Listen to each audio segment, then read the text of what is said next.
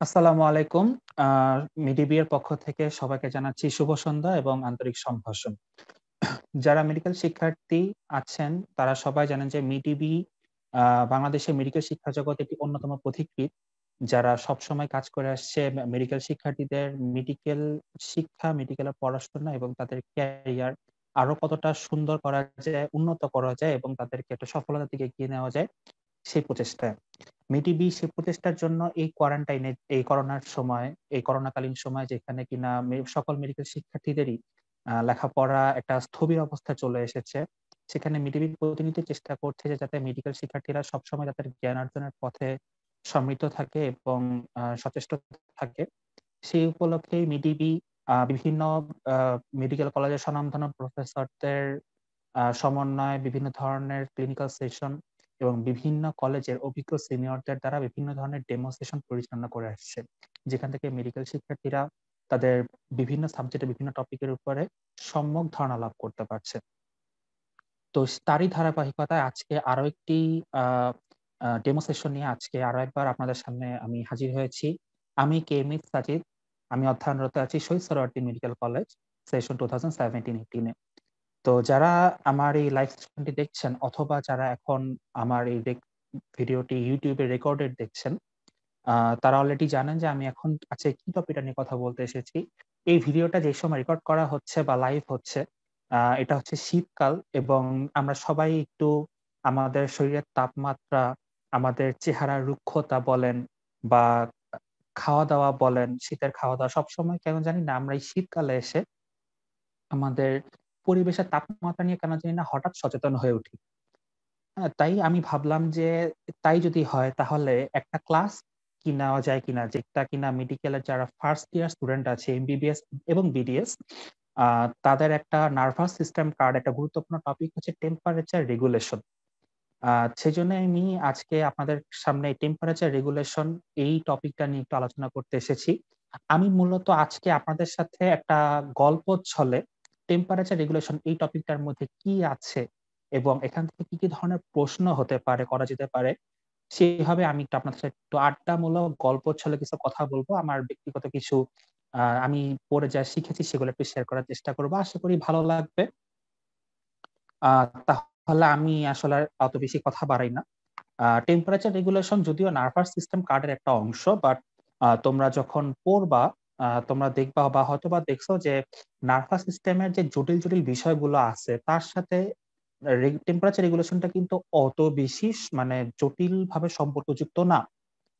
যেমন আমি যদি একটু বলি যে এখানে মূলত আমাদের টেম্পারেচারের সাথে আমাদের নার্ভাস সিস্টেমের একটা জিনিসেরই সংযোগ আছে সেটা হচ্ছে হাইপোথ্যালামাস।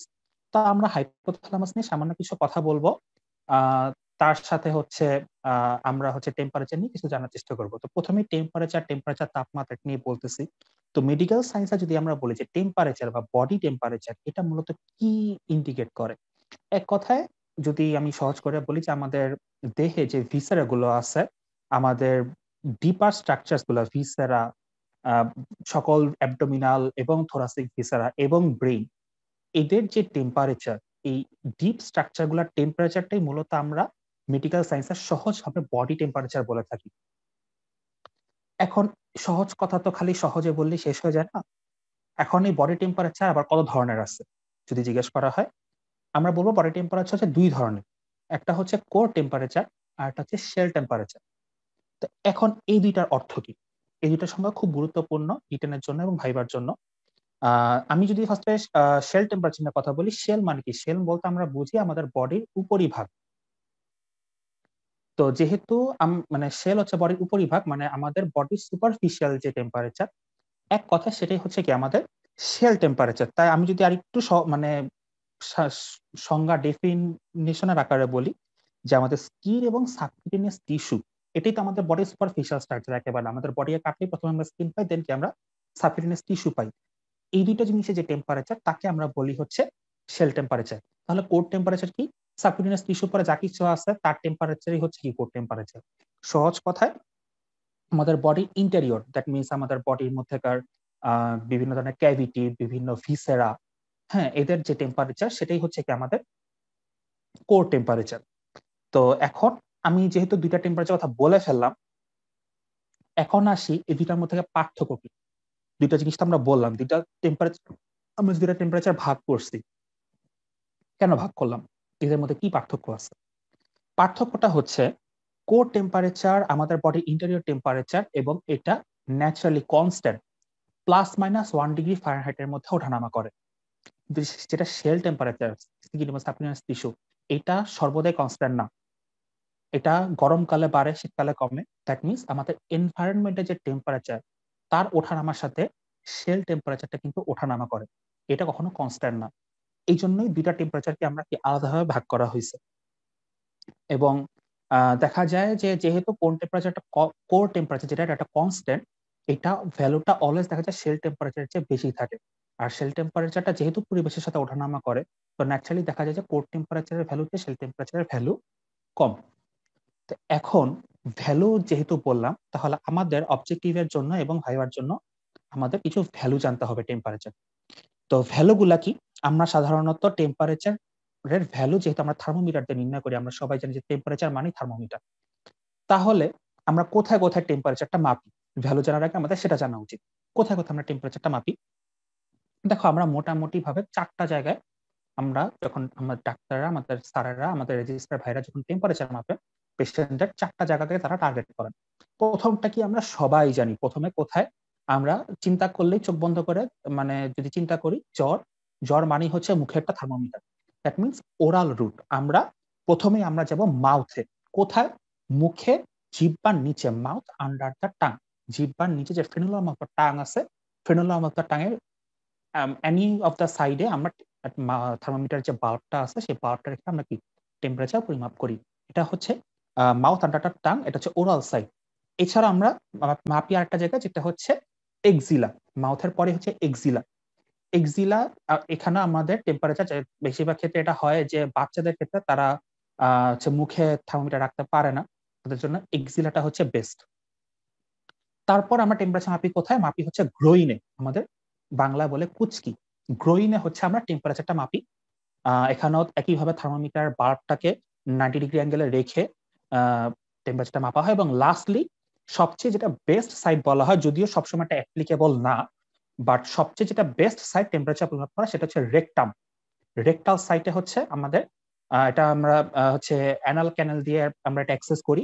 রেকটামে আমাদের থার্মোমিটারটাকে মানে অ্যাক্সেস করানো হয়, এবং দেন আমরা সেখান থেকে যে টেম্পারেচারটা পাই সেটা হচ্ছে রেকটাল টেম্পারেচার। এখন এই যদি আমরা 4টা সাইড জানি, এখন আমরা জানবো হচ্ছে ভ্যালু। হ্যাঁ, ভ্যালুটা আমরা পরিমাপ করব। ভ্যালুটা যদি আমরা বলি, ওরাল সাইড থেকে আমরা কি ধরনের ভ্যালু পাই? ওরাল টেম্পারেচারটা আমরা এভারেজে আমরা পাই হচ্ছে 37 degree centigrade or 98.6 degree Fahrenheit, যেটাকে আমরা বলি আমাদের বডি, একটা অ্যাডাল্ট হিউম্যান বডির এভারেজ টেম্পারেচার, যে 37 degree centigrade or 98.6 degree Fahrenheit. Oral রুটে আমরা এইটাই পাই। আর যদি আমরা রেঞ্জে বলি অ্যাজ এ রেঞ্জ, তাহলে সাধারণত আমাদের যে কোনো ভ্যালুকে রেঞ্জে বলতে হয়। আমাদের পরীক্ষায় বলো, স্যারদের কাছে ভাইভাতে বলো, লেখার সময় হোক আর মুখে বলার সময় হোক, রেঞ্জে আমাদের উচিত বলার চেষ্টা করা। এটা টিচাররা পছন্দ করেন যে আমরা ভ্যালুটা রেঞ্জে বলি। হ্যাঁ, এভারেজ ভ্যালুটা কখনো বলাটা ঠিক না ন্যাচারালি। তারপর আমরা দুইটাই জানবো। রেঞ্জটা হচ্ছে 36.3 থেকে 37.1 ডিগ্রি সেন্টিগ্রেড অর 97.3 থেকে 98.8 ডিগ্রি ফারেনহাইট। এই রেঞ্জে আমরা যে টেম্পারেচারটা পাই, ওরালটা হচ্ছে সবচেয়ে কমন মানে রুট টেম্পারেচার মাপার, তাই এই টেম্পারেচার রেঞ্জটাকে আমরা বলি average temperature range of an adult human body. অন্যান্য ভ্যালুগুলা কি? এটা যদি আমরা জানি, বাকি ভ্যালুগুলো হচ্ছে সোজা। দেখো, রেকটাল টেম্পারেচারটা যে আমরা মাপবো, রেকটাল টেম্পারেচারটা হচ্ছে মানে কোর টেম্পারেচার পরিমাপ করার সবচেয়ে মানে আইডিয়াল সাইট। আমাদের বডির কোর টেম্পারেচার পরিমাপ করার সবচেয়ে আইডিয়াল সাইট হচ্ছে রেকটাল টেম্পারেচার, এবং ওরাল টেম্পারেচারের চেয়ে always rectal temperature 0.5 degree higher থাকে। তো তোমাকে যদি জিজ্ঞেস করা হয় যে রেকটাল টেম্পারেচার কত, তুমি বলতে স্যার ওরাল টেম্পারেচার হচ্ছে এত, এবং এর চেয়ে 0.5 ডিগ্রি হায়ার হচ্ছে either centigrade or Fahrenheit. 0.5 degree higher হচ্ছে রেকটাল টেম্পারেচার। তোমাকে যদি জিজ্ঞেস করা হয় এক্সিলারি টেম্পারেচার কত, সেটা খুব সহজ। ওরাল টেম্পারেচারের যে 0.5 ডিগ্রি লেসই হচ্ছে কি এক্সিলারি টেম্পারেচার। এই হচ্ছে মোটামুটি ভাবে আমাদের ভ্যালু। আরেকটা ভ্যালু আমরা এখানে একটু আউট অফ দ্য টপিক, কিন্তু আমরা জানবো যে স্ক্রোটাল টেম্পারেচারটা কত। এটা কিন্তু আমি মানে টেম্পারেচার মাপার সাইট গুলো বলার সময় কিন্তু বলিনি। স্ক্রোটাল টেম্পারেচারটা আমি এই কারণে আনলাম, মেলদেরকে মানে ছেলেদেরকে এটা বেশি জিজ্ঞাসা করে পরীক্ষার হলে। স্ক্রোটাল টেম্পারেচারটা কম কেন, মানে কেন কম এবং কত কম? তো কেন কম এটার উত্তরটা কিন্তু আমরা অ্যানাটমি থেকে পাই, যে স্ক্রোটামের স্পারমাটোজেনেসিস হওয়ার জন্য বডির কোর টেম্পারেচারের চেয়ে মানে স্ক্রোটামের টেম্পারেচার কিন্তু কিছুটা কম হওয়া দরকার, কারণ কিছুটা কুলার এনভায়রনমেন্টে স্পারমাটোজেনেসিসটা কি ভালো হয়। সো আমাদের স্ক্রোটাল টেম্পারেচার কিন্তু কোর টেম্পারেচারের যে বেশ খানিকটা কম থাকে, সেটা হচ্ছে 4°C কম থাকে। 32°C হচ্ছে আমাদের স্ক্রোটামের মানে স্ক্রোটালের ইন্টারনাল এভারেজ টেম্পারেচার। স্ক্রোটামের মধ্যেকার এভারেজ টেম্পারেচার কিন্তু 32°C। হ্যাঁ, আর যদি জিজ্ঞাসা করা হয় কেন কেন তো আমরা বলেই দিলাম। তো মোটামুটি ভাবে টেম্পারেচার নিয়ে আমরা কিছু বেসিক কথাবার্তা জানলাম। আমরা জানলাম হচ্ছে টেম্পারেচার কি কয় ধরনের এবং তার ভ্যালু কত। হ্যাঁ, এবং মোটামুটি ভাবে আমরা জানলাম যে কোর টেম্পারেচার সাধারণত মাপা হয় হচ্ছে রেকটামে এবং ওরাল ক্যাভিটিতে, আর শেল টেম্পারেচার সাধারণত এক্সেলাতে বেশি মাপা হয়। এক্সেলাতে আমরা যে টেম্পারেচারটা পাই এটা হচ্ছে শেল টেম্পারেচার, আর কখনো কখনো গ্রোইনের টেম্পারেচারটাকে শেল টেম্পারেচার হিসেবে কি কাউন্ট করা হয়। এখন আমরা দেখলাম যে প্রত্যেকটা টেম্পারেচারই কিন্তু একটা ভ্যালুর একটা রেঞ্জ আছে, ঠিক আছে? টেম্পারেচার কিন্তু ওঠানামা করে। এখন কথা হচ্ছে টেম্পারেচার কেন ওঠানামা করে? টেম্পারেচার ওঠানামা করে কারণ হচ্ছে আমাদের বডি যে কোনো ভাবেই হোক আমাদের বডিতে হিট প্রবেশ করে, আবার হিট কি বেরো হয়ে যায়। দ্যাট মিনস আমাদের বডিতে হিট গেইন হয়, আবার কি হিট লসও হয়। এখন হিট গেইন হওয়ার জন্য কিছু প্রসেস আছে, হিট লস হওয়ার জন্য কি কিছু প্রসেস আছে, প্রসিডিউর আছে। তো আমার কোশ্চেন থাকে রিটেনে যে what are the process of heat gain in our body, অথবা what are the process of heat loss in our body. তো এটা সম্বন্ধে যদি আমি একটু ছোট করে বলি, তো কিভাবে আমাদের বডিতে হিট গেইন হয়। হ্যাঁ, এগুলো কিন্তু খুব মানে জেনারেল নলেজের ব্যাপার, মেডিকেল জেনারেল নলেজের ব্যাপার, যে আমাদের বডিতে হিট গেইন দুইটা কারণে হতে পারে। আইদার এনভায়রনমেন্টাল কোন থেকে এনভায়রনমেন্ট থেকে হিট আমাদের বডিতে ঢুকবে, অথবা আমাদের বডিতে এমন কোনো কিছু হবে যে কারণে আমাদের বডির মধ্যে হিট প্রোডাকশন হচ্ছে। That means heat production in the body or within the body, আর একটা হচ্ছে হিট গেইন ফ্রম এনভায়রনমেন্ট, পরিবেশ থেকে। এখন উইদিন দা বডি হিট কিভাবে প্রোডাকশন হয়, এটাই সবচেয়ে বেশি মানে গুরুত্বপূর্ণ মানে কথা আর কি ভাইবার জন্য এবং রিটার্নের জন্য। দেখো, হিট প্রোডাকশন হওয়ার ফার্স্ট এন্ড ফরমোস্ট রিজন হচ্ছে আমাদের বডিতে কি মেটাবলিজম হচ্ছে। আমরা যে খাবারটা খাই সেটা কি আমাদের বডিতে ভাঙাচোরা হয়, মেটাবলিজম হয়। মেটাবলিজম মানেই আমরা জানি কি heat production, ATP production. ATP মানেই হচ্ছে হিট প্রোডাকশন। তো আমাদের বডিতে আমরা যত বেশি খাবার খাবো, যত বেশি আমাদের মেটাবলিজম হবে, আমাদের বডিতে তত বেশি কি হিট গেইন হবে, হিট প্রডিউস হবে, আমাদের বডি টেম্পারেচার কি বাড়বে, হিট গেইন হবে। এই যে মেটাবলিজম, এর সাথে একটা রিলেটেড মানে রিজন হচ্ছে এন্ডোক্রাইন ফাংশন। দেখো, তোমরা যারা এন্ডোক্রাইনোলজি পড়ছো বা পড়বা, মানে হিট প্রোডাকশন হওয়ার পিছে এন্ডোক্রাইনের ব্যাপারটা হচ্ছে আমাদের কিছু হরমোন আছে আমাদের শরীরে যারা সরাসরি ভাবে আমাদের মেটাবলিক অ্যাক্টিভিটিতে ভূমিকা রাখে। তার মধ্যে অন্যতম প্রধান হচ্ছে থাইরয়েড হরমোন এবং গ্রোথ হরমোন। এছাড়াও এপিনেফ্রিন, নরএপিনেফ্রিন, এই হরমোনগুলা কিন্তু কি আমাদের মেটাবলিক অ্যাক্টিভিটির উপর সরাসরি ভূমিকা রাখে। কিভাবে ভূমিকা রাখে? এরা আমাদের দেহের মেটাবলিক অ্যাক্টিভিটি বাড়ায় দেয়। তাই এই হরমোনগুলো যদি সিক্রেশন হয়, বেশি সিক্রেশন হয়, গ্রোথ হরমোন বলো, থাইরয়েড, টিএসএইচ যেটা, বা টিএসএইচ না, আমি বলবো থাইরয়েড হরমোন যেটা T3 T4, এছাড়া এপিনেফ্রিন, নরএপিনেফ্রিন, এই হরমোনগুলো হচ্ছে কি করে আমাদের বডি মেটাবলিক অ্যাক্টিভিটি ইনক্রিজ করে। মেটাবলিক অ্যাক্টিভিটি ইনক্রিজ হওয়ার অর্থ কি? আমাদের বডির হিট গেইন হওয়া, টেম্পারেচার ইনক্রিজ হওয়া। এছাড়াও আমাদের হচ্ছে সিম্প্যাথেটিক স্টিমুলেশন। দেখো, আমাদের বডিতে কোনো কারণে যদি সিম্প্যাথেটিক স্টিমুলেশন হয়, সিম্প্যাথেটিক স্টিমুলেশন কেন হয় সেটা তোমরা অটোনমিক নার্ভাস সিস্টেমে জানবা। সিম্প্যাথেটিক স্টিমুলেশন হলে আমাদের বডিতে কিন্তু এপিনেফ্রিন, নরএপিনেফ্রিনের একটা সিক্রেশন বাড়ে বা বেড়ে যায়। ফলশ্রুতিতে আবারও মেটাবলিক অ্যাক্টিভিটি বাড়ে এবং হিট গেইন হয়। এই হচ্ছে আমাদের এন্ডোক্রাইনের একটা ব্যাপার। এছাড়াও হচ্ছে আমরা যখন দেখবা ব্যায়াম করি, আমাদের কি শরীরে গরম অনুভূত হয়। মাসকুলার অ্যাক্টিভিটি, যেটাকে আমরা ব্যায়াম করা বা এক্সারসাইজ করা বলি, মাসকুলার অ্যাক্টিভিটি বেড়ে গেলে কিন্তু কি আমাদের বডি হিট প্রোডাকশন বেড়ে যায়। কারণ মাসকুলার অ্যাক্টিভিটি বেশি হওয়ার অর্থ মাসলে বেশি বেশি মেটাবলিজম হওয়া, বেশি বেশি হিট গেইন হওয়া। এরপর আমি বলবো যে ফুড ইনটেক। আমরা খাবার খেলে কিন্তু আমাদের শরীরে কি টেম্পারেচার বেড়ে যায়। কেন? বায়োকেমিস্ট্রিতে একটা জিনিস পড়ছিলাম মেটাবলিজম পার্টে, যে স্পেসিফিক ডাইনামিক অ্যাকশন, যে আমরা খাবার খেলে কিছু পরিমাণ হিট হচ্ছে ডাইনামিক অ্যাক্টিভিটি কারণে হচ্ছে কি কিছু পরিমাণ হিট লস হয়। হ্যাঁ, ওই লস হিটটা কিন্তু আমাদের বডি এনভায়রনমেন্টে থাকে। আমি এখন এসডিএন এ বিস্তারিত বলবো না, এটা একটা বড় টপিক। এসডি এর মূল কথাটা হচ্ছে যে আমরা যখন কোনো খাবার খাবো তার ওই খাবারের থেকে যে পরিমাণ হিট আমাদের মেটাবলিক মানে আমাদের বডির ফাংশনে কাজে লাগার কথা, তার থেকে কিছু পরিমাণ হিট হচ্ছে লস হয় আমাদের বডির এনভায়রনমেন্টে রয়ে যায়। সেই হিটটা হচ্ছে আমাদের বডির টেম্পারেচার বৃদ্ধি করে। তাই ফুড ইনটেক হলে আলটিমেটলি কি হয়, আমাদের বডির টেম্পারেচার কি বৃদ্ধি পায়। মোটামুটি ভাবে এই কারণগুলো হচ্ছে আমাদের বডির মধ্যেকার টেম্পারেচার ইনক্রিজ বা হিট প্রোডাকশনের জন্য দায়ী। আর এনভায়রনমেন্ট থেকে আমরা কিভাবে হিট গেইন করি, দেখো গরমের সময় যখন গ্রীষ্মকাল থাকে তখন হচ্ছে কি আমাদের আমরা যখন রোদে হাঁটি, রোদে হাঁটলে কি আমাদের গরম লাগে। সরাসরি সূর্যের আলো একটা মানে হচ্ছে সূর্যের আলো থেকে যে তাপ উৎপন্ন হয় সেই তাপটা সরাসরি আমাদের শরীরের মধ্যে ঢোকে এবং আমাদের বডি কি সেখান থেকে হিট গেইন করে। এছাড়া আমরা যদি এমন কোনো পরিবেশে থাকি যেখানে হচ্ছে টেম্পারেচার এনভায়রনমেন্টের টেম্পারেচারই আমাদের বডির কোর টেম্পারেচারের চেয়ে অনেক বেশি। যেমন আমি যদি এভারেজ একটা কথা বলি, দেখো আমাদের বডি টেম্পারেচার হচ্ছে 37 ডিগ্রি সেন্টিগ্রেড। সেখানে আমি ধরো ওই যে মিডল ইস্টে যেখানে সাহারা মরুভূমি তুমি আছে ওখানে চলে গেলাম, যেখানে টেম্পারেচার থাকেই হচ্ছে তোমার 43-44 ডিগ্রি সেলসিয়াস। মানে আমার বডিতে টেম্পারেচার হচ্ছে 37। তাহলে পরিবেশের টেম্পারেচার অনেক বেশি না? তা আমরা কি জানি, তাপ অলওয়েজ বেশি তাপের থেকে কম তাপের দিকে যায়। তো পরিবেশ থেকে তাপ তখন কি আমাদের শরীরের মধ্যে ঢুকবে, আমাদের শরীর তখন গরম হয়ে যাবে, যেটা কেন খুব বাজে একটা ব্যাপার। হ্যাঁ, আমাদের বডির জন্য খুবই একটা ফ্যাটাল একটা ইফেক্ট রাখে। তো এটা হচ্ছে একটা মানে ব্যাপার যে আমরা যদি আমাদের শরীরের তাপমাত্রা থেকে অনেক বেশি তাপমাত্রা কোনো পরিবেশে থাকি সেখানে কিন্তু মানে মানে কন্ডাকশনের মেকানিজমে হচ্ছে আমাদের শরীরে পরিবেশ থেকে তাপ কিন্তু ঢুকে পড়ে এবং আমাদের শরীরের তাপমাত্রা কিন্তু অনেক বেড়ে যায়। তো এখন শরীরের তাপমাত্রা অনেক বাড়াইলাম, কারণ শরীরের তাপমাত্রা কমাইতে হবে। কি এমনও মেকানিজম আছে যেগুলোর মাধ্যমে আমাদের বডি কি হিট লস হয়। হ্যাঁ, কারণ কি আমি বললাম যে এখন শীতকাল, আমি ভিডিওটা করতেছি শীতকালে। তো শীতকালে কিন্তু আমাদের সবার ঠান্ডা লাগে।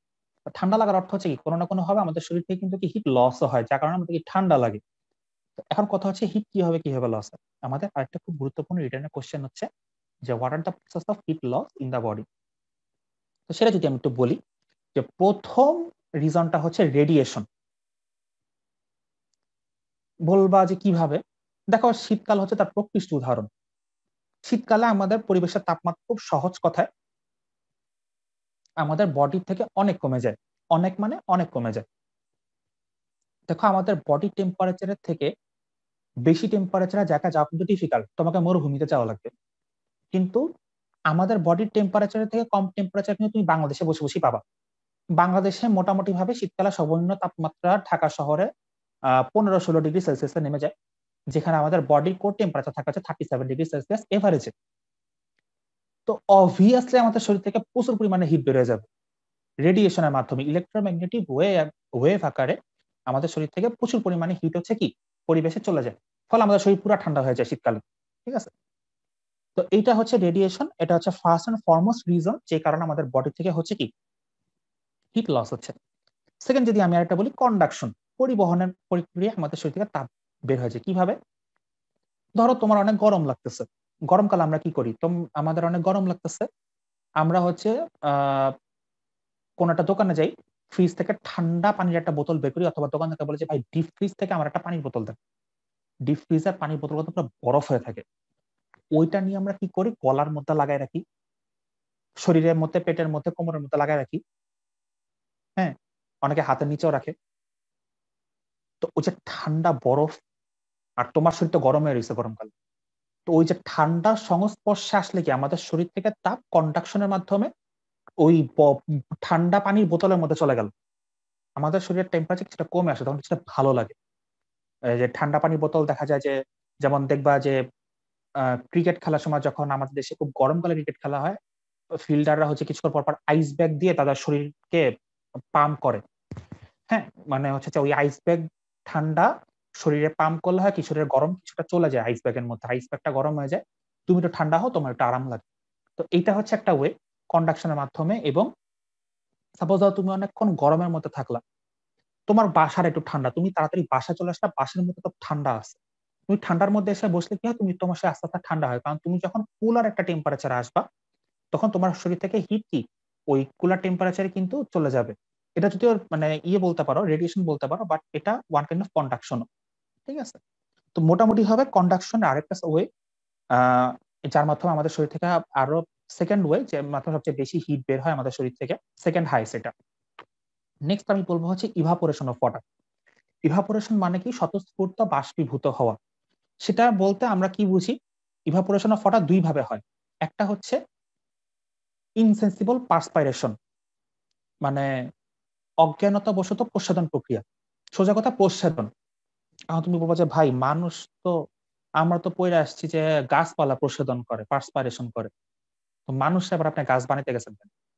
ভাই ওই যে গাছপালা যেমনে মানে তোমার পত্র রন্ধ্রের মাধ্যমে পার্সপাইরেশন করতো, ঠিক সেম ওয়েতে আমাদের বডিতেও তো কি লোমকূপ আছে না, ছোট ছোট ছোট ছোট, ওর মধ্যে দিয়েও আমাদের হিউম্যান বডিও পার্সপাইরেশন করে। আমাদের বডি থেকেও প্রচুর পরিমাণে ওয়াটার ইভাপোরেশন প্রক্রিয়া মানে বের হয়ে যায় পার্সপাইরেশনের মাধ্যমে। এটা মোটামুটি ভাবে যদি আমাদের বডি থেকে 1 গ্রাম অফ ওয়াটার এইরকম, সরি, আমাদের বডি থেকে 600 থেকে 800 ml ওয়াটার প্রতিদিন পার্সপাইরেশনের মাধ্যমে বের হয়ে যায়, যেটা কিনা আমাদের বডির 1700 কিলোজুল তাপ অ্যাবজর্ব করে নিয়ে চলে যায়। তো এটা একটা খুবই বড় একটা মেকানিজম। আর একটা হচ্ছে সোয়েটিং।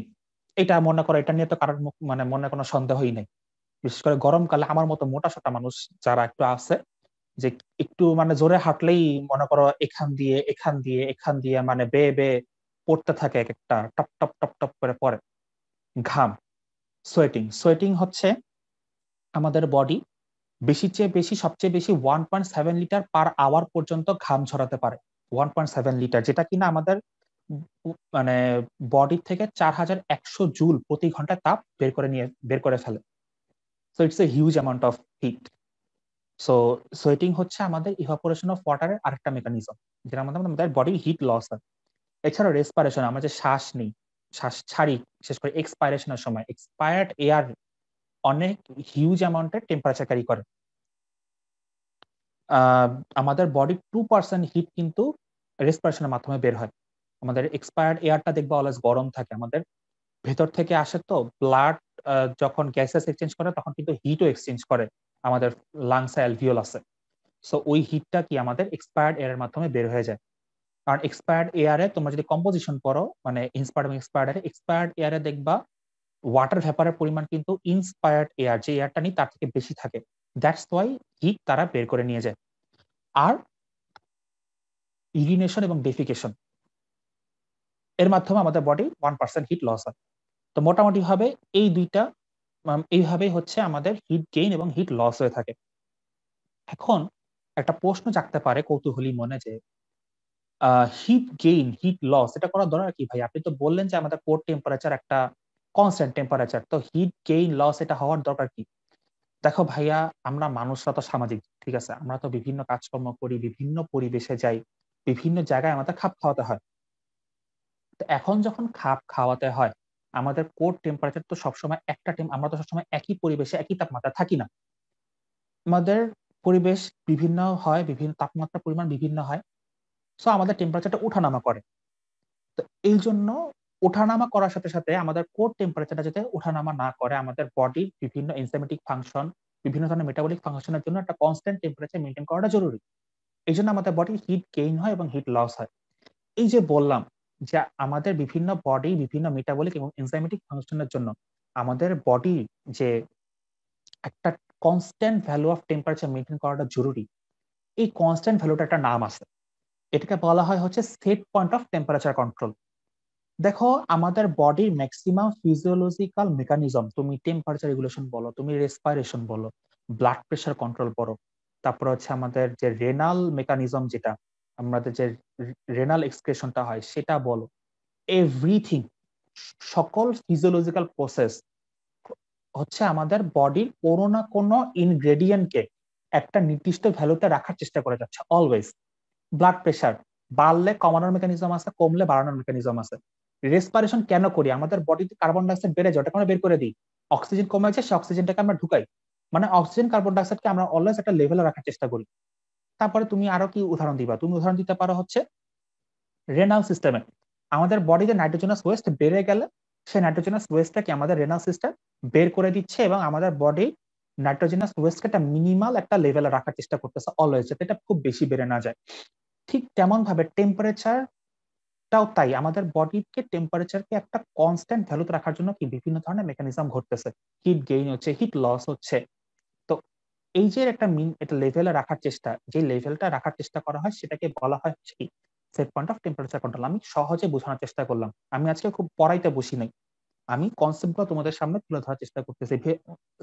তোমার বইপত্রে অনেক কথা লেখা আছে, সেগুলো তোমার মুখস্থ করে নিবা। আমি তোমাদের কনসেপ্টটা বোঝানোর চেষ্টা করলাম যে আমাদের বডি ম্যাক্সিমাম মেকানিজমই কি, মানে নেগেটিভ ফিডব্যাক মেকানিজম, যে বাড়লে কমাইতে হবে, কমলে কি বাড়াইতে হবে। টেম্পারেচার রেগুলেশনটাও one of the negative feedback mechanism, যে যদি কোনো কারণে আমাদের বডি টেম্পারেচার বেড়ে যাচ্ছে, এমন অবস্থা সৃষ্টি হয়, তাহলে এমন কিছু ঘটানো হবে যাতে করে আমাদের বডির হিট লস হয়।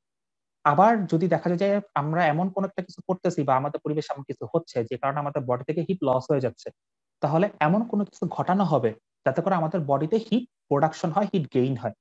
তো এই দুইটা জিনিস যেই টার্গেটটাকে মাথায় রেখে করা হয় সেটাই হচ্ছে কি set point of temperature regulation. তো এই যে এখন আমি আমার কথা সূত্র ধরে দিই সামনে আগাই, যে আমি বললাম যে টেম্পারেচার যদি আমাদের বডি লস হতে থাকে তাহলে হিট গেইন করার ব্যবস্থা করা হয়, আর টেম্পারেচার বাড়তে থাকলে হিট লস করার ব্যবস্থা করা হয়। এই যে ব্যবস্থাটা যে করে, আমাদের বডিতে এমন একটা অঙ্গ আছে যেটা কিনা আমাদের এই টেম্পারেচার বাড়ানো কমানোর জন্য কখন কি করতে হবে সেটা কন্ট্রোল সেন্টার নিয়ে বসে আছে। সেটার নাম কি আমি অলরেডি বলে ফেলছি, সেটা হচ্ছে হাইপোথ্যালামাস। হাইপোথ্যালামাস হচ্ছে আমাদের বডি, টু বি স্পেসিফিক আমাদের যে নার্ভাস সিস্টেম আছে, সেন্ট্রাল নার্ভাস সিস্টেম, তার এমন একটা অংশ হাইপোথ্যালামাস, যে হচ্ছে আমাদের এন্টায়ার হিউম্যান বডির টেম্পারেচার কোথায় কিভাবে রেগুলেশন হবে তার কমন সিস্টেম তার কাছে আছে। সেই হচ্ছে আমাদের বডির টেম্পারেচার রেগুলেশনের যাবতীয় কাজকর্ম পরিচালনা করে। প্রশ্ন হচ্ছে কিভাবে করে। আমি যদি প্রশ্নটাকে আরেকটু এলাবোরেট করে দিই, যে হট ক্লাইমেটে, গরম পরিবেশে আমাদের বডির টেম্পারেচার কিভাবে রেগুলেশন হয়, অথবা কোল্ড এনভায়রনমেন্টে আমাদের বডি টেম্পারেচার কিভাবে রেগুলেশন হয়। টেম্পারেচার রেগুলেশন থেকে যদি দুইটা প্রশ্ন পড়তে বলা হয়, তাহলে আমরা কি এই দুইটা প্রশ্ন পড়ি, যে কিভাবে আমাদের হট ক্লাইমেটে টেম্পারেচার রেগুলেশন হচ্ছে আর কোল্ড ক্লাইমেটে কিভাবে হচ্ছে। উত্তর হচ্ছে, তুমি হট ক্লাইমেটই বলো আর কোল্ড ক্লাইমেটই বলো, আমাদের বডির টেম্পারেচার দুইভাবে রেগুলেশন হয়ে থাকে। একটা আমি অলরেডি বলছি, হাইপোথ্যালামাস রেগুলেশন করে, যেটাকে আমরা বলি হচ্ছে হাইপোথ্যালামিক রেগুলেশন। আরেকটা হচ্ছে আমরা নিজেরা কিছু কাজ করি। হাইপোথ্যালামিক রেগুলেশনটা কিন্তু অটোনমিক, হাইপোথ্যালামাস নিজে নিজেই বুঝে, ও পুরা অটোমেটিক কমান্ড সেন্টার নিয়ে বসে আছে, ও নিজেই ধরতে পারে যে কি হচ্ছে এবং ও নিজেই বুঝতে পারে ওকে কি কি কাজ করার কমান্ড দিতে হবে। এটা কিন্তু আমাদের কনসিয়াস সেলফের উপর ডিপেন্ড করে না হাইপোথ্যালামাসের কাজ। আমরা কিন্তু সচেষ্ট ভাবে, যেমন মানে ইনভলান্টারি মাসেলের অ্যাক্টিভিটির উপর যেমন আমাদের কন্ট্রোল নাই, ঠিক তেমনই হাইপোথ্যালামাসের কাজের উপর আমরা কিন্তু সরাসরি কন্ট্রোল রাখি না। যদিও হাইপোথ্যালামাস অটোনমিক নার্ভাস সিস্টেমের অংশ সেই অর্থে না, বাট স্টিল এটার কাজ কিন্তু অটোনমিক নার্ভাস সিস্টেমের মতোই। সো হাইপোথ্যালামাস যে কাজগুলো সেগুলো হচ্ছে হাইপোথ্যালামিক রেগুলেশন, সেটা আমরা পরে আসবো। আমরা আরেক ধরনের কাজের মাধ্যমে আমাদের টেম্পারেচার বডি রেগুলেশন করি, যেটাকে আমরা বলি হচ্ছে বিহেভিয়ারাল অ্যাডজাস্টমেন্ট। আমরা স্বেচ্ছায়, আমাদের ভলান্টারিলি, উইলিংলি এমন কিছু কাজ করে থাকি, হট ক্লাইমেটে কিছু স্পেসিফিক কাজ করে থাকি যাতে করে আমাদের বডির হিট লস হয়, আর কোল্ড ক্লাইমেটে আমরা এমন কিছু কাজ করে থাকি যাতে করে আমাদের বডি হিট গেইন হয়। আমরা স্বেচ্ছা, উইলিংলি, উইলফুলি যে কাজগুলা করি সেগুলাকে বলা হয় বিহেভিয়ারাল অ্যাডজাস্টমেন্ট। এখন আমি আলোচনা করব হট ক্লাইমেটে কিভাবে কাজগুলো হয়। হট ক্লাইমেটে মানে ধরো গ্রীষ্মকাল, গরম পড়তেছে, এখন হাইপোথ্যালামাস বুঝতে পারবে। সিম্পল কথা, আমি যদি হাইপোথ্যালামিক রেগুলেশনের কথাটা ফার্স্টে আনি, যে আমাদের বডি, ধরো গরম এনভায়রনমেন্টে আসি, হট এনভায়রনমেন্টে আসি, আমাদের বডিতে টেম্পারেচার সেন্স করার জন্য কিছু কিটোনিয়াস রিসেপ্টর থাকে। আমাদের রিসেপ্টর, সেন্সরি রিসেপ্টরের চ্যাপ্টারে তোমরা পড়বা, কিছু কিউটেনিয়াস রিসেপ্টর থাকে যারা গরম বুঝতে পারে। যখন তারা বুঝতে পারে তারা হট এনভায়রনমেন্টে আছে, তারা সেই সেন্সটা কি cutaneous warm receptor, cutaneous warm receptor গরম ধরার জন্য এক ধরনের রিসেপ্টর, সেখান থেকে সেন্সটা যায় হচ্ছে আমার হাইপোথ্যালামাসে। হাইপোথ্যালামাসের কোথায় যায়, এটা অবজেক্টিভের জন্য একটা গুরুত্বপূর্ণ প্রশ্ন। হাইপোথ্যালামাসে মোট 12 ধরনের নিউক্লিয়াস থাকে।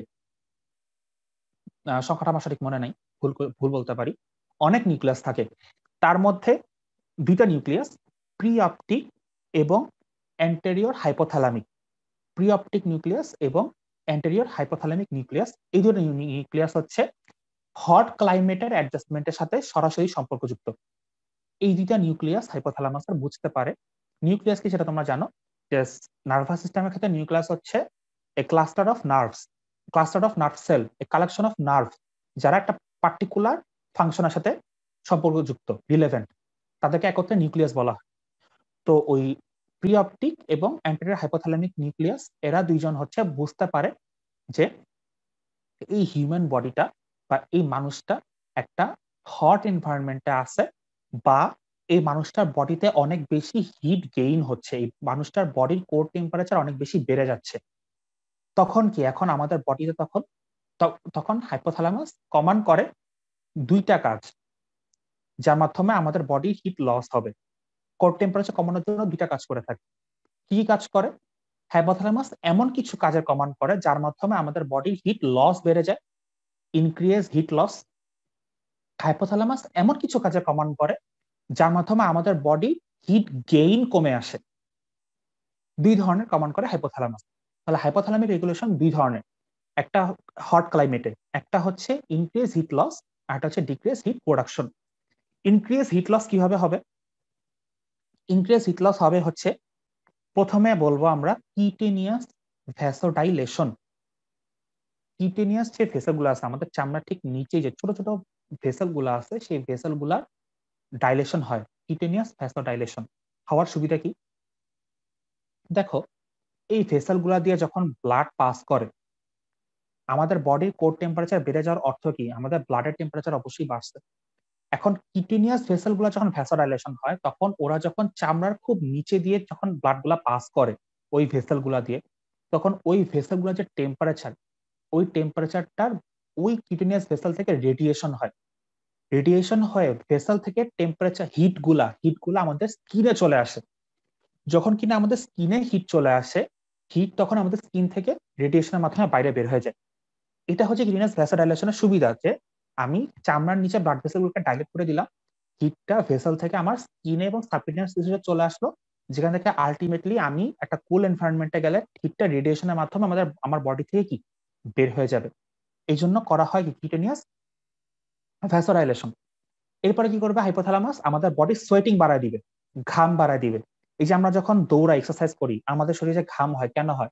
হাইপোথ্যালামাস বুঝতে পারে যে আমাদের বডি হিট প্রোডাকশন বেড়ে গেছে, তখন সে হচ্ছে এই আমাদের বডিতে সোয়েটিং বাড়ায় দেয়, ঘাম বাড়ায় দেয়। এই যে আমি যখন এখন নর্মালি বসে কথা বলতেছি, আমার কি ঘাম হচ্ছে? ঘাম হচ্ছে না, আমি তো অত বেশি মাসকুলার অ্যাক্টিভিটি করতেছি না। কিন্তু আমি তোমাদের সামনে বসে এখন ব্যায়াম করতাম, তোমরা দেখতে কি আমার কপালে ঘাম জমছে, মুখে ঘাম জমছে। এটা হাইপোথ্যালামাসের কাজ। সোয়েটিং বাড়া দিলে কি হয়? আমি আগেই বলছি, সোয়েটিং হচ্ছে আমাদের বডি হচ্ছে ইভাপোরেশন একটা প্রক্রিয়া, যার মাধ্যমে হিট লস হয়। সোয়েটিং এর মাধ্যমে বডি থেকে হিট লস হবে। এই জন্য আমি মেকানিজম গুলো আগে বলছি। তারপরে আমরা বলবো হচ্ছে ইনক্রিজড রেসপিরেশন। দেখো, এটা কিন্তু অলরেডি বলছি যে রেসপিরেশন কিন্তু আমাদের হিট লসের একটা প্রক্রিয়া। এই যে হিট লস গুলো আমি অলরেডি বলছি, হিট লস কিসের মাধ্যমে আমাদের বডি থেকে হয়ে থাকে। খেয়াল করো, যদি আমি বললাম রেসপিরেশন বেড়ে যায়, ইনক্রিজ রেসপিরেশন বেড়ে গেলে কি আমাদের বডি থেকে heat, core temperature, core heat গুলা বের হয়ে যাবে, বডি হিট লস হবে। এভাবে হচ্ছে কি হাইপোথ্যালামাস করলে আমাদের বডি টেম্পারেচার মানে হিট লস বাড়ায় দিল। এখন আরেকটা কাজ করে, যেটা আমি বলছি, হিট গেইন কমায় দেয়। হিট গেইন কিভাবে কমায়? দেখো, প্রথমেই তুমি যদি চিন্তা করো গ্রীষ্মকালে তোমার কি করো, তোমার যদি কোনো কাজ করতে বলা হয়, তোমার অনেক মনে করো যে আইলসামি লাগে, না কাজ করবো না, আমার অনেক টায়ার্ড লাগতেছে। যেটাকে আমরা বলি হচ্ছে, সরি এটা একটু ভুল বলছি আমি আমি ফার্স্টে বলবো হচ্ছে অ্যানোরেক্সিয়া, মানুষের খিদা কমে যায়। আমি এটা একটু ভুল বলছি, মানুষের খিদা কমে যায়। দেখো, হিট প্রোডাকশন ডিক্রিজের প্রথম কথা হচ্ছে অ্যানোরেক্সিয়া। গরমকালে কিন্তু ন্যাচারালি কার কি জানি না, ন্যাচারালি মানুষের খিদা কিন্তু কমে যায়, খেতে চায় না কেন? দেখো হিট প্রোডাকশনের একটা কথা ছিল ফুড ইনটেক। ফুড ইনটেক করলে কি স্পেসিফিক ডাইনামিক অ্যাকশন, এর মাধ্যমে কিন্তু কি আমাদের বডিতে হিট প্রোডাকশন হবে, প্লাস আমরা যদি ফুড বেশি বেশি খাই আমাদের শরীরে কি মেটাবলিজম বেশি বেশি হবে। মেটাবলিজম বেশি হওয়ার অর্থ কি? আমাদের বডিতে হিট গেইন হওয়া। তো হাইপোথ্যালামাস এই জন্য কি করে, অ্যানোরেক্সিয়া ঘটায়, ঠিক আছে। ইভেন আমাদের বডি হাঙ্গার সেন্টার এবং স্যাটিইটি সেন্টার, এই দুইটাও কিন্তু হাইপোথ্যালামাসেই, এই দুইটা কিন্তু হাইপোথ্যালামাস। এই জন্য হাইপোথ্যালামাস প্রথমেই হচ্ছে অ্যানোরেক্সিয়া ঘটায়, যে হাঙ্গার সেন্টারের অ্যাক্টিভিটি কমায় দেয়। হ্যাঁ, এই জন্য আমরা কিন্তু বেশি খেতে চাই না, আলটিমেটলি বেশি না খাওয়ার কারণে গরমে কিন্তু আমার গরম কম লাগে, কিছুটা চেষ্টা করে হাইপোথ্যালামাস গরমটা কম লাগানোর জন্য, হিট গেইন ডিক্রিজ করার জন্য। নেক্সট হচ্ছে আমাদের বডিতে সেই সকল কেমিক্যাল অ্যাক্টিভিটি হাইপোথ্যালামাস কমায় দেয়, যে সকল কেমিক্যাল অ্যাক্টিভিটি গুলো আমাদের বডিতে হিট প্রোডাকশন করে। সহজ শব্দে কেমিক্যাল থার্মোজেনেসিস আমাদের বডিতে কমে যায়। নেক্সট আমি বলবো হচ্ছে নো শিভারিং। শিভারিং মানে কি? শিভারিংটা হচ্ছে শীতকালের সাথে যুক্ত, যে শীতকালে কি আমরা একটু কাঁপাকাঁপি করি না? হ্যাঁ, দাঁতে দাঁত কাঁপে, হাত পা কাঁপে, বুক কাঁপে, এটা বলে শিভারিং। এটা শীতকালে হয়, গরমকালে হতে দেখছো? গরমকালে তো হবে না। Shivering is a kind of muscular activity. হ্যাঁ, shivering is a kind of muscular activity. তো মাস্কুলার অ্যাক্টিভিটি হয়ে লাগাই দিলে তো আমার তো হিট গেইন হবে বডিতে, তো ওটা তো হইতে দেওয়া যাবে না, শিভারিং নাই করে দেয়। তো এই হচ্ছে মোটামুটি ভাবে আমাদের হিট প্রোডাকশন ডিক্রিজ করে। এই এই দুইটা মিলে হচ্ছে আমার কি হলো, হাইপোথ্যালামিক রেগুলেশন হলো। আমি বলছিলাম যে আমরা আরেকটা কাজ করি, সেটা হচ্ছে কি বিহেভিয়ারাল অ্যাডজাস্টমেন্ট করি। আমরা উইলফুলি এমন কিছু কাজ করি যার মাধ্যমে কি আমরা আমাদের বডিতে গরম লাগতে দিই না, হিট প্রোডাকশন বাড়তে দিই না।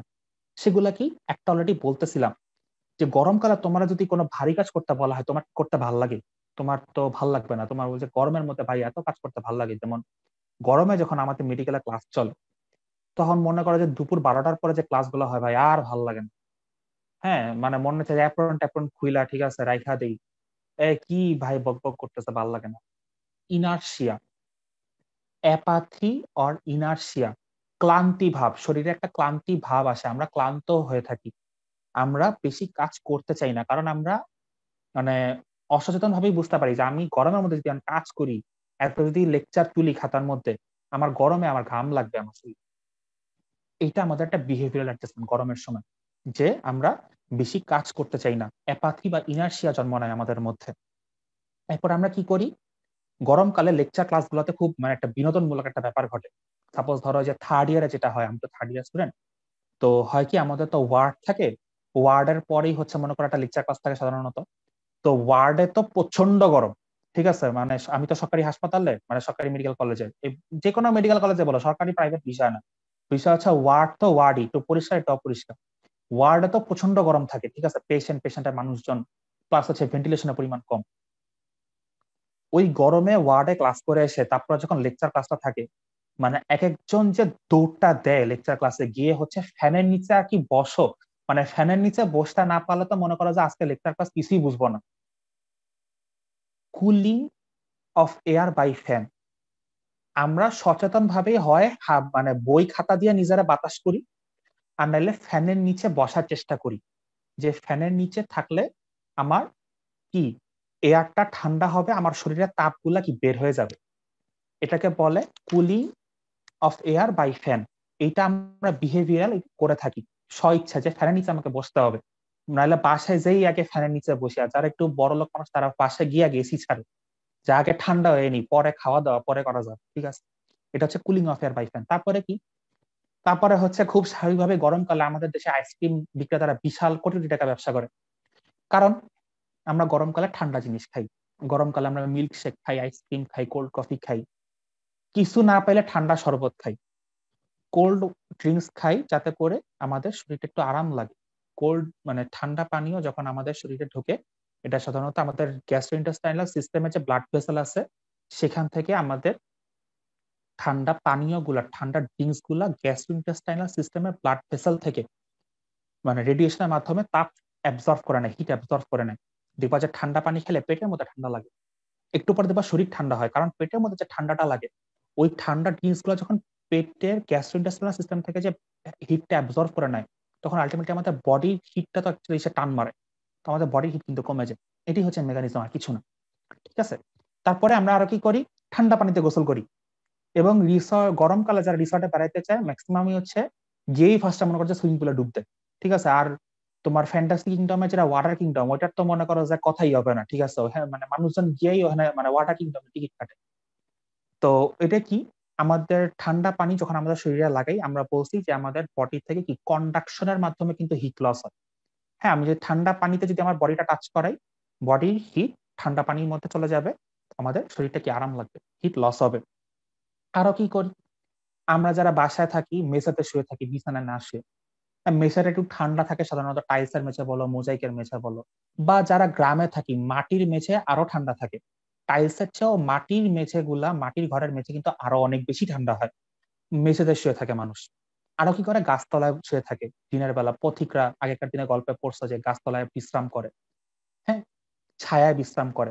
কারণ কি, ঠান্ডা জায়গায় থাকলে আমাদের বডি থেকে কি হিট বের হয়ে যাবে, সিম্পল কথা। তো দেখো, এগুলো কিন্তু খুব কমন সেন্স। তোমাকে যদি প্রশ্নে লিখতে আসে এই কোশ্চেনটা, তোমার কিন্তু খুব বেশি পড়ে কিন্তু এই প্রশ্নগুলো উত্তর লিখতে হবে না। তুমি নিজে যা করো সেগুলো তো তোমার বিহেভিয়ার অ্যাডজাস্টমেন্ট। তুমি গরমকালে কি করো, তুমি চিন্তা করলেই বুঝবা তুমি গরমকালে কি করো, এইগুলাই করো। হ্যাঁ, তোমাকে পড়তে হবে হচ্ছে কি হাইপোথ্যালামিক রেগুলেশনটা, ওইটা একটু মানে ভিতর থেকে তোমাকে বুঝে যেতে হবে। বিহেভিয়ার অ্যাডজাস্টমেন্ট সবচেয়ে সহজ কাজ। ঠিক আছে, তো এই হচ্ছে আমার দুটা জিনিস, যে একটা হচ্ছে হাইপোথ্যালামিক রেগুলেশন, আর একটা হচ্ছে বিহেভিয়ারাল অ্যাডজাস্টমেন্ট, যেটার মাধ্যমে আমাদের কি হট ক্লাইমেটে আমাদের বডির টেম্পারেচার রেগুলেশন হয়। লাস্ট আজকে আমাদের একটা মেজর টপিক, সেটা হচ্ছে কোল্ড এনভায়রনমেন্টে কিভাবে আমাদের বডি টেম্পারেচার রেগুলেশন হয়। উত্তরের ফরম্যাট একই রকম, একটা হচ্ছে হাইপোথ্যালামিক রেগুলেশন, আর একটা হচ্ছে কি বিহেভিয়ারাল অ্যাডজাস্টমেন্ট। হাইপোথ্যালামিক রেগুলেশনে এবার পয়েন্টগুলো একটু উল্টায় যাবে। হট ক্লাইমেটে আমাদের হাইপোথ্যালামাস কি করছিল, হিট লস বাড়ায় দিছিল, হিট গেইন কমায় দিছিল।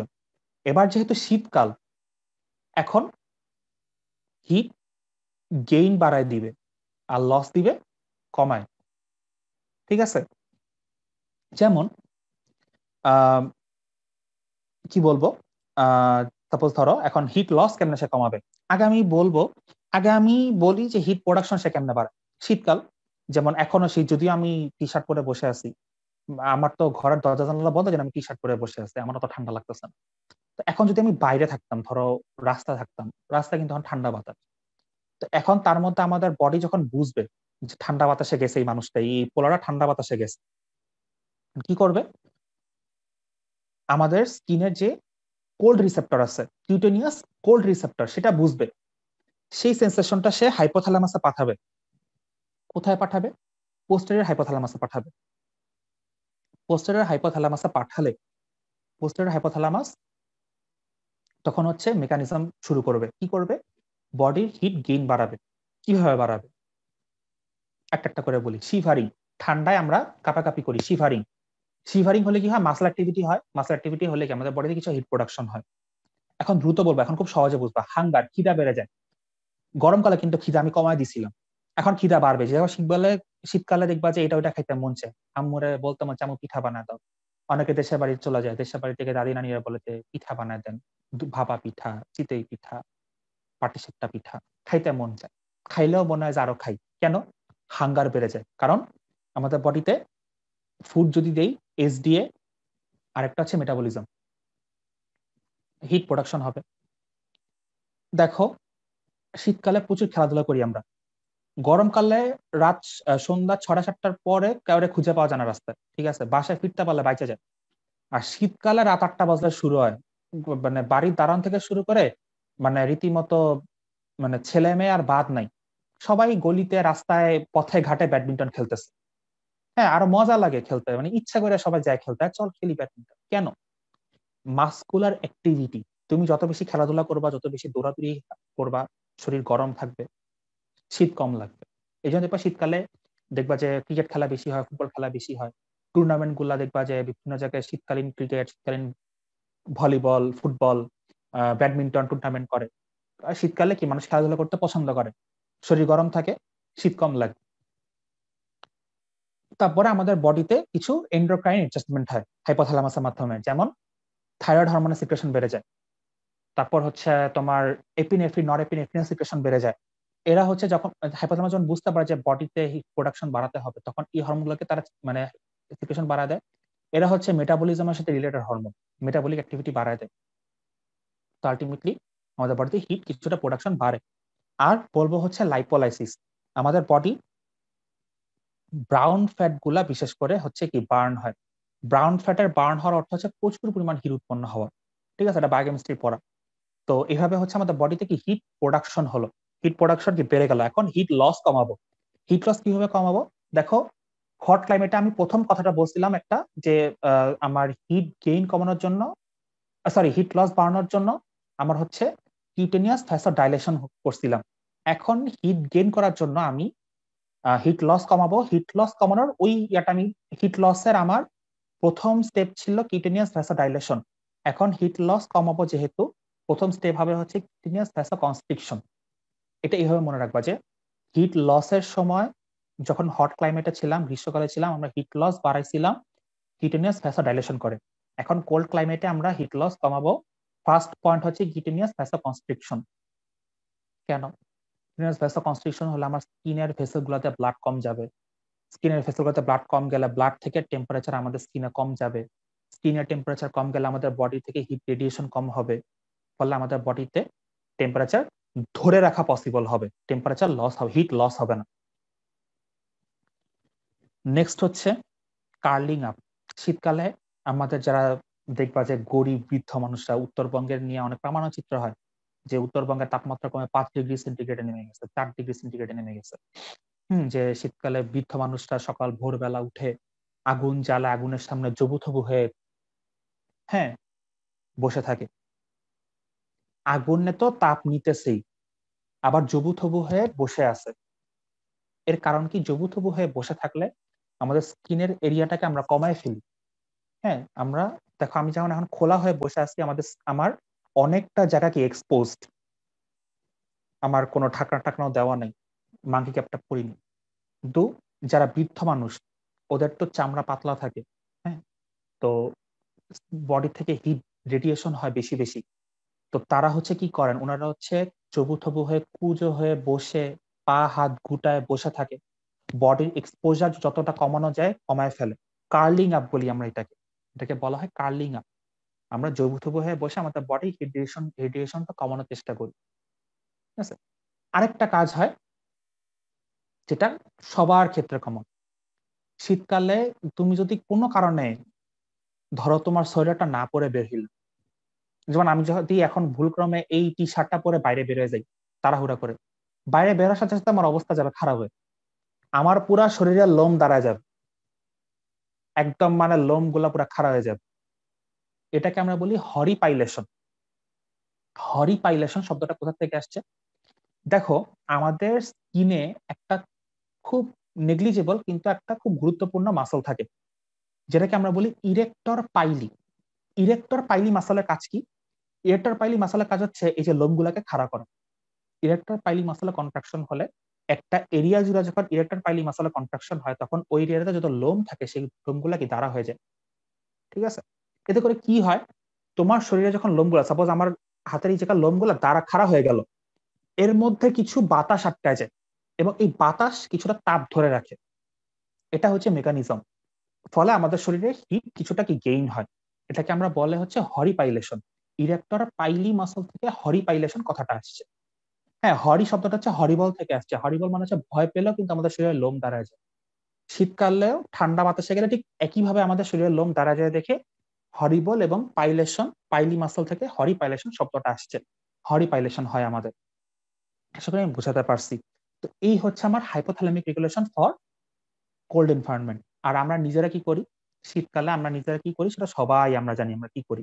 আমরা হচ্ছে আগে বললাম মাসকুলার অ্যাক্টিভিটি আমরা বাড়াই দিই, আমরা খেলাধুলা করি, ব্যায়াম করি। ঠিক আছে, তারপরে হচ্ছে আমরা কি গরম কাপড় পরিধান করি, ওয়েল ইনসুলেটেড ক্লোথস বা হট ক্লোথস, যেমন কি সোয়েটার, হুডি, মাফলার।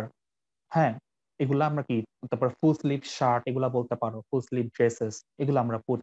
বিহেভিয়ারাল একটা আমরা উইলিংলি করি। তারপর আমরা কি করি, ঘরের ফ্যান বন্ধ করে রাখি, জানলা দরজা বন্ধ করে রাখি। এতে করে কি হয়, বাইরের ঠান্ডা বাতাস ঢুকতে পারে না, ঘরটা গরম থাকে।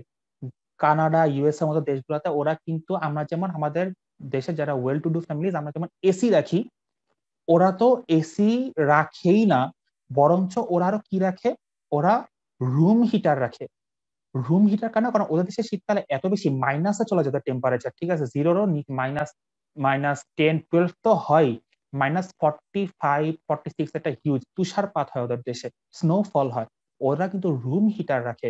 এবং আগেকার দিনে কিন্তু রুম হিটার ছিল না, তখন কিন্তু বিভিন্ন বড় বড় বাড়িগুলোতে ফায়ার প্লেস ছিল, ফায়ার প্লেস। এখন আসছে রুম হিটার। তো এই জিনিসগুলো কিন্তু আমরা তখন কি ইউজ করি, রুম হিটার বা ফায়ার প্লেস, ঘর গরম রাখার জন্য। এটা একটা বিহেভিয়ারাল অ্যাডজাস্টমেন্ট। এবং গরমকালে একজনের ইনস্টাগ্রামে, স্ন্যাপচ্যাটে, মেসেঞ্জারে হচ্ছে চা কফির মাইডে দেখতে মানে চোখে মনে করো যে জং ধরে যায় কেবল, ঠিক আছে, কিছু হইলেই এক কাপ চা নিয়ে একটা স্ন্যাপ, ঠিক আছে, কফির একটা ক্রিমজন কাপে নাটি বিনসে কফির মগ এমনি ধরে একটা মনে করো যে হ্যাঁ কফি ইজ মাই প্যাশন টাইপের একটা মাইডে দেয়, ঠিক আছে। তো মানে ব্যাপক একটা মানে অ্যাস্থেটিক ব্যাপার সেটা। ব্যাপারটা কি, ব্যাপারটা হচ্ছে আমরা শীতকালে গরম জিনিস খেতে পছন্দ করি, ঠিক আছে, গরম গরম ভাত, গরম গরম চা কফি। হ্যাঁ, তো যেমন যে বলে শীতকাল আসলে কিছু 420 পাবলিকে দেখা পাওয়া যায় যেগুলো হচ্ছে মিম শেয়ার করে, যে জিজ্ঞাসা করবা না চা খাই কিনা, বলবা চা মগে খাই না বালতিতে খাই। হ্যাঁ, গরমকাল আসলে কিন্তু ওগুলোর একটারও চার দোকানে দেখা যায় না, ঠিক আছে, এগুলো হচ্ছে 420 পাবলিক। যাই হোক, এই 420 পাবলিক থেকে দূরে থাকবা, চা সবসময় খাবা, হ্যাঁ, বাট অ্যাস্থেটিসিজম দেখানো দরকার না। যাই হোক, শীতকালে আমরা হচ্ছে এই ধরনের হট ড্রিঙ্কস গুলা খাই, এতে করে শরীরটা একটু গরম থাকে। তো এবং দেখবা যে গরম জিনিস খেলে শরীর একটু মানে একটু ঘামও দেয়। কারণ কি, ওই যে যেই পদ্ধতিতে ঠান্ডা পানীয় গুলা হচ্ছে হিট জিআইটি থেকে নিয়ে নেয়, ঠিক এইভাবে গরম জিনিসগুলো আমাদের জিআইটি তে তাপ দিয়ে দেয়। জিআইটি ভেসেল গুলা ওখান থেকে হিট অ্যাবজর্ব করে আমাদের বডির টেম্পারেচার বাড়ায় দেয়, বডিতে হিট দিয়ে দেয় এবং বডির টেম্পারেচার বেড়ে যায়, মানে শীতে আরাম লাগে। তো এই হচ্ছে আমাদের বিহেভিয়ারাল অ্যাডজাস্টমেন্ট। মোটামুটি ভাবে আমি তোমাদের সাথে দুইটা বড় বড় রিটেনের প্রশ্ন আলোচনা করে ফেললাম, কনসেপশন সহ, যে ভাইপাতে ধরলেও পারবা, রিটেন আসলে তো অবশ্যই লিখতে পারবা, ঠিক আছে। এটা দুইটা কিন্তু খুব গুরুত্বপূর্ণ রিটেনের কোশ্চেন। লাস্টলি আমি তোমাদের সাথে দুইটা ক্লিনিক্যাল ব্যাপার নিয়ে আলোচনা করব। একটা হচ্ছে হিট স্ট্রোক আর একটা হচ্ছে ফ্রস্ট বাইট। বুঝতে পারতেছো দুইটা দুই কালার ব্যাপার। হিট স্ট্রোকটা হয় গ্রীষ্মকালে। কি হয়, সাপোজ ধরো তুমি অনেক হাই টেম্পারেচার মূলক জায়গায় আসো, বা আমাদের দেশে যেটা হয় হাই রিলেটিভ হিউমিডিটিতে, অনেক ময়শ্চারাইজড এরিয়াতে, মানে হচ্ছে যে ময়শ্চার অনেক হাই এমন এরিয়াতে আসো, অথবা তুমি অনেক গরম জায়গায় অনেকক্ষণ ধরে কাজ করতেছো, এতে করে কি হয়, তুমি যদি অনেক হাই টেম্পারেচারের পরিবেশে থাকো, ক্লাইমেটে থাকো, তো তোমার বডি থেকে তো হিট লস হবে না, কারণ তোমার বডির কোন টেম্পারেচারের চেয়ে যদি সেই এনভায়রনমেন্ট টেম্পারেচার বেশি থাকে, হিট তো খালি ঢুকবে শরীরে, ঠিক আছে। আবার সাপোজ ধরো যে আমাদের দেশে যেটা হয় হিউমিডিটি অনেক বেশি থাকে, সো সোয়েটিংটা হইতে পারে না। হ্যাঁ, সোয়েটিংটা ঠিক মতো হইতে পারে না, দেখা যায় ঘাম হচ্ছে, ঘামটা শুকাচ্ছে না। হ্যাঁ, এটা একটা খুব বড় প্রবলেম আমাদের দেশে, ঠিক আছে, শরীর টরীর একদম গন্ধ হয়ে যায় একেবারে, যাতা অবস্থা। পাবলিক বাসে তো মনে করো যে একেবারে মানে করোনা না থাকলেও মাস্ক পরা লাগে। তো যাই হোক, ঘাম হয় কিন্তু ঘাম শুকায় না, এটা একটা খুব প্যারা, মানে হিটটা বেরোচ্ছে না শরীর থেকে। আরেকটা হচ্ছে তুমি যদি অনেক গরম পরিবেশে অনেকক্ষণ কাজ করো, এতে করে কি হয়, আমাদের বডির যে হাইপোথ্যালামাস, যে টেম্পারেচার রেগুলেশন সেন্টার, এটা তো তোমার কোর টেম্পারেচার বাড়ার সাথে সাথেই ফাংশন করা শুরু করে, যে রেগুলেশন মেকানিজম গুলো স্টার্ট করে দেয়। তো তোমার যদি মেকানিজম অনুযায়ী ফলাফল পাইতে না থাকো তুমি, যে এই যে তুমি তোমার বডি থেকে হিট রেডিয়েশন হচ্ছে না, বডি থেকে সোয়েটিং ঠিক মতো হচ্ছে না, তখন কি হয়, আমাদের হাইপোথ্যালামাস তথা হিট রেগুলেশন সেন্টারটা কি ওভারলোডেড হয়ে যায়। ওভারলোড হইতে হইতে একসময় আমাদের টেম্পারেচার রেগুলেশনের যে মেকানিজম গুলা, হাইপোথ্যালামাসের সেন্টার গুলা ফেল করে যায়। তখন আমাদের শরীরে যে ক্লিনিক্যাল কন্ডিশনটা তৈরি হয়, এটাকে আমরা বলি হিট স্ট্রোক। এখন হিট স্ট্রোক হলে আমাদের বডিতে মানে কি ঘটনাগুলো ঘটে, ওই যে বললাম হিট মানে লস হওয়ার যে মেকানিজম গুলা যখন ফেল করলো রেগুলেশন সেন্টার, হিট লস হওয়ার মেকানিজম গুলা বন্ধ হয়ে যাবে। আর আমাদের বডিতে নর্মালি তো হিট প্রোডাকশন হয়, কিন্তু যখন রেগুলেশন সেন্টার বুঝতে পারে যখন হিট প্রোডাকশন কমানো দরকার, সেটা কমায় দেয়।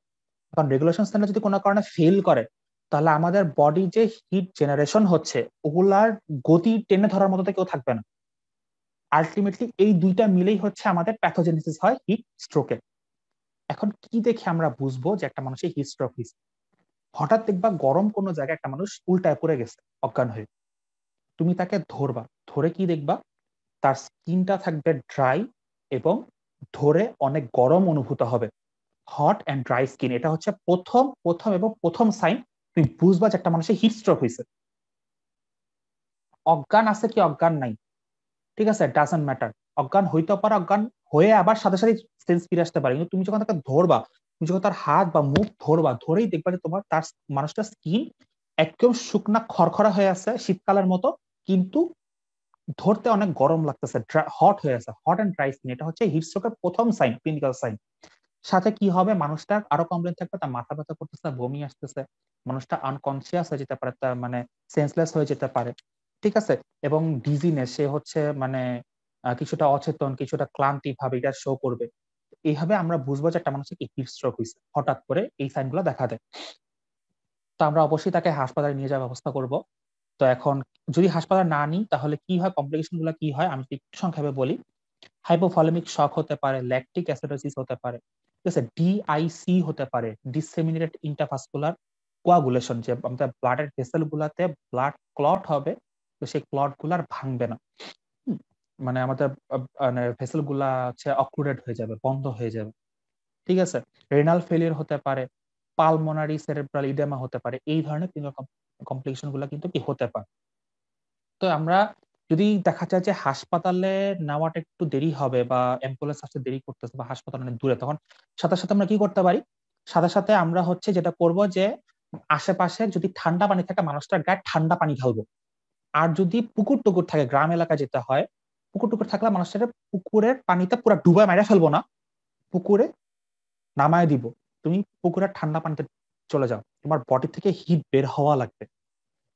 আর যদি মনে করো শহর এলাকায় কি হয়, আমরা ওষুধের দোকান থেকে, কাছে ধারে কোনো ওষুধের দোকান থেকে বা কাছে যদি কোনো মানুষের বাসা থাকে, সে বাসার ফ্রিজ থেকে বরফ নিয়ে আসবে একটা পলিথিন ব্যাগে, বা অনেকের বাসায় আইস ব্যাগ থাকে, সেই আইস ব্যাগে আইস ভরে, বরফ ভরে সেই মানুষটার শরীরে ক্রমাগত কি কম্প্রেস করতে হবে, আইস কম্প্রেশন দিতে হবে সমগ্র শরীরে, বুকে, পিঠে, মুখে, গালে, ঘাড়ে আইস কম্প্রেশন দিতে হবে, যাতে করে কি মানুষের শরীরটা থেকে হট অ্যান্ড ড্রাই স্কিন, তো হটনেসটা, হিট গুলো যাতে বের হয়ে যায়। হিট বের হয়ে গেলে কি আস্তে আস্তে আমাদের বডি মানে টেম্পারেচার রেগুলেশন সেন্টারটা আস্তে আস্তে মানে তার সেন্স ফিরে আসে এবং সে কি আস্তে আস্তে আবার কাজ শুরু করতে পারে, ঠিক আছে। কিন্তু তুমি যে হিটটা না বের করতে পারো সেটা ফেল হয়ে থাকবে, বুঝতে পেরেছো? তো এই কাজগুলো আমরা করবো, তারপর আমরা কি দ্রুত তাকে হাসপাতালে নিয়ে যাওয়ার ব্যবস্থা করবো। এর ঠিক উল্টাটা হচ্ছে ফ্রস্ট বাইট। ফ্রস্ট বাইটটা কিরকম, হাইপোথার্মিয়া থেকে ফ্রস্ট বাইটটা হয় সাধারণত কি হয়, যে যারা হচ্ছে মনে করো ওই পাহাড়ে টাহাড়ে যায়, লাইক এভারেস্টে যারা হাইকিং করে, তো ওখানে তো টেম্পারেচার মাইনাসের অনেক নিচে, জিরোর অনেক নিচে, মাইনাস তোমার 50-56 এরকম টেম্পারেচার থাকে ওখানে। তো হঠাৎ করে যেটা হয় যে যদি তোমার ওদের যে মানে ইকুইপমেন্টস গুলো থাকে সেগুলো যদি কোনো কারণে ফেল করে, কি হয়, আমাদের বডি সার্ফেস গুলো হঠাৎ করে অনেক বেশি ঠান্ডা টেম্পারেচার সংস্পর্শে আসে। তো তখন কি হয়, আমাদের ধর ইয়ালোব, হাতের আঙ্গুল, হাতের তালু, পায়ের পাতা বা মুখের গাল, এই জায়গাগুলোর স্কিন তো অনেক বেশি পাতলা এবং সেন্সিটিভ। তো এই জায়গাগুলো হঠাৎ করে কি মানে অনেক বেশি টেম্পারেচার ঠান্ডা হয়ে মানে হচ্ছে একদম পুরা আইসি কোল্ড হয়ে যায়। এটাকে আমরা বলি ফ্রস্ট বাইট। ফ্রস্ট বাইটের ক্লিনিক্যাল কমপ্লিকেশন হচ্ছে, যদি ফ্রস্ট বাইট স্কিন এবং সাবকিউটানিয়াস টিস্যু ভেদ করে, আমাদের যে মাসল সেল গুলো আছে, স্কিনের বলো, ফেশিয়াল মাসল, হাতের ক্ষেত্রে হাতের মাসল গুলা, পায়ের পাতার ক্ষেত্রে পায়ের পাতার মাসল গুলা, হ্যাঁ, প্লান্টার মাসল গুলা, সেখানে যদি মানে ডিস্ট্রিবিউটেড হয়ে যায়, এক্সটেন্ড করে এবং সেইখানের যে মাসল সেল গুলাতে আইস ক্রিস্টাল তৈরি করে ফেলে অনেক সময়, ফ্রস্টবাইট খুব এক্সটেন্সিভ হলে। আইস ক্রিস্টাল তৈরি করে ফেললে কি হয়, সেল ড্যামেজ হয়ে যায়, ওই মাংসপেশিগুলো কিন্তু পার্শিয়ালি ড্যামেজ হয়ে যায়। হ্যাঁ, সেল ড্যামেজ হয়ে যায় এবং ওগুলা কিন্তু আর রিভার্সেবল না, ওগুলা কিন্তু পুনরায় আগের অবস্থায় ফিরে আসে না, হিল হয় না। এটা হচ্ছে ফার্স্ট বাইট। একটু ছোট করে বললাম, শর্ট নোট আকারে আসতে পারে, আর হিট স্ট্রোকটা শর্ট নোট আকারে আসতে পারে, এটুকু একটু বললাম। তো মোটামুটি ভাবে টেম্পারেচার রেগুলেশন এতটুকুই ছিল। মূলত এই টপিকটা নিয়ে আলোচনা করলাম এই কারণে যে আমাদের যে রিটেন পরীক্ষাটা হয়, ফিজিওলজির 2 পেপার রিটেন পরীক্ষা হয়, টেম্পারেচার রেগুলেশনটা হচ্ছে সেকেন্ড পেপারের রিটেনের একটা টপিক। সেকেন্ড পেপারের রিটেন প্রশ্ন টেম্পারেচার রেগুলেশন ছাড়া কমপ্লিট না, একটা থেকে দুইটা প্রশ্ন তুমি পাবাই, ঠিক আছে। একটা তো এলাবোরেট প্রশ্ন থাকবেই, সাধারণত এই হট কোল্ড ক্লাইমেটের রেগুলেশনটা থাকে, অথবা হিট গেইন হিট লসের কোশ্চেনটা থাকে, আর হচ্ছে তোমার আইদার শর্ট নোটে থাকে কোনো কিছু, যেমন হিট স্ট্রোক, ফ্রস্ট বাইট, এগুলো থাকে, হাইপারথার্মিয়া। অথবা হচ্ছে তোমার ওই যে ছোট কোয়েশ্চেন গুলা যে what is core temperature, what is shell temperature, অথবা আর এই ধরনের প্রশ্নগুলো থাকে। What are the difference between core and shell temperature, এগুলো থাকে। আর অবজেক্টিভে তোমার টেম্পারেচারের ভ্যালুগুলো থাকে। তারপরে হচ্ছে এই যে রেগুলেশন যে বললাম, যে ধরো কি ধরনের কোশ্চেন থাকে অবজেক্টিভে, যে হট ক্লাইমেটে হাইপোথার্মিক রেগুলেশনে এইটা এইটা এইটা এরকম 5টা অপশন থাকে। তো তুমি যদি রেগুলেশনটা ভালো মতো না জানো, তো তুমি যদি কথা ঘুরায় দেয়, তুমি তো ট্রু আর ফলস অ্যান্সার করে আসবে। তো এই জন্য তোমাকে এই ভিতরের কথাগুলো কিন্তু ভালো করে পড়ে পড়ে বুঝতে হবে। তাহলে অবজেক্টিভে তুমি এটা খুব ভালো একটা মার্কস। কিন্তু এখান থেকে মানে টেম্পারেচার রেগুলেশন থেকে একটা টোটাল অবজেক্টিভ থাকতে পারে, আবার অন্য অবজেক্টিভে মিসসেলিনিয়াস অপশন হিসেবে কিন্তু থাকে। সো আমরা কিন্তু মোটামুটি ভাবে অনেকগুলা নাম্বার কিন্তু তুলতে পারি যদি টেম্পারেচার রেগুলেশনের মতো সহজ সাবজেক্টটা একটু বুঝে পড়ি। সো এটুকুই আমার কথা ছিল। আজকে আমার সময় শেষ। সবাই ভালো থাকবা, সুস্থ থাকবা। যে যে টেম্পারেচারেই থাকো, সেই টেম্পারেচারের বিহেভিয়ারটা ঠিক মতো পালন করবা। আর নিজেকে সুস্থ রাখবা যাতে নিজের হাইপোথ্যালামাসটা সেই টেম্পারেচারটা ভালোভাবে রেগুলেট করতে পারে। সবাইকে অনেক বেশি ধন্যবাদ।